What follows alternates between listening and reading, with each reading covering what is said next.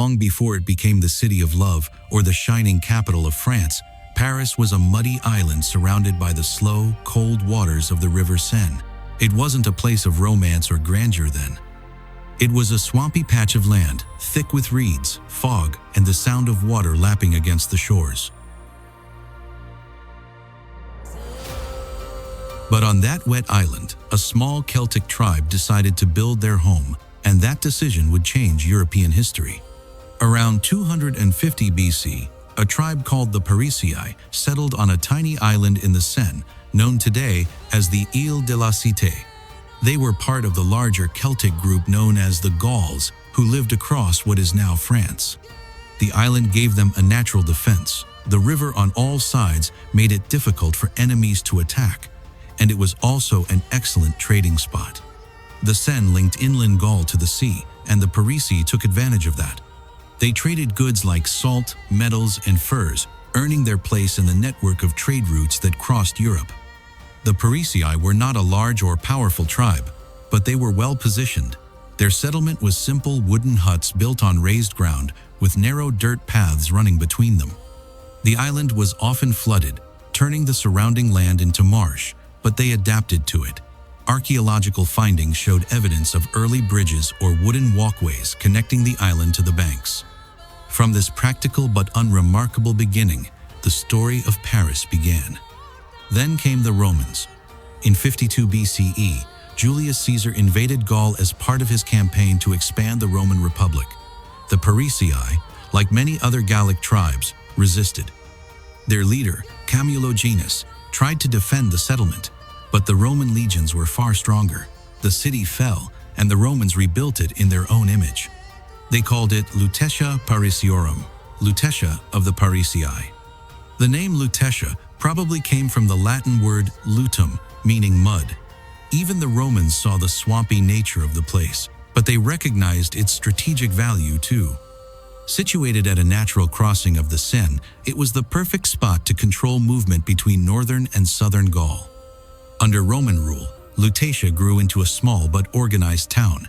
The Romans built stone roads, baths, temples, and an amphitheater. They expanded the settlement from the island to the nearby left bank of the Seine, where they built what we now know as the Latin Quarter.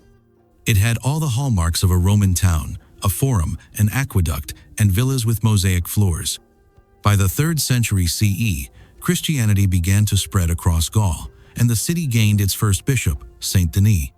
Denis would later become one of Paris's most important religious figures, though his story ended violently. According to tradition, Denis was executed on a hill north of the city during a wave of persecution. The legend says he picked up his own severed head and walked several miles, preaching until he finally fell. The site became known as Montmartre, the Hill of Martyrs, now one of Paris's most famous neighborhoods. When the Roman Empire began to weaken, Lutetia, like many cities, faced invasions and instability. By the 5th century, the Franks, a Germanic tribe, took control. Their king, Clovis I, converted to Christianity and made Paris his capital around 508 CE. With that act, the city entered a new chapter. From then on, the name Lutetia disappeared, and Paris, from the old name of the tribe, the Parisii, became the city's official name. The island that had once been a Celtic refuge now held the royal palace and a cathedral. Paris was no longer just a settlement by the river, it was a seat of power. In the centuries that followed, the city grew along both banks of the Seine. Kings built fortresses to protect it, merchants came for trade. Monks built schools that later became the University of Paris, one of the oldest in Europe. The swamp had turned into a city that shaped thought, religion, and art. But life in early medieval Paris was far from the romantic image it holds today. The city was crowded and often flooded. Diseases spread easily through the narrow streets. The river that had given Paris life also brought challenges.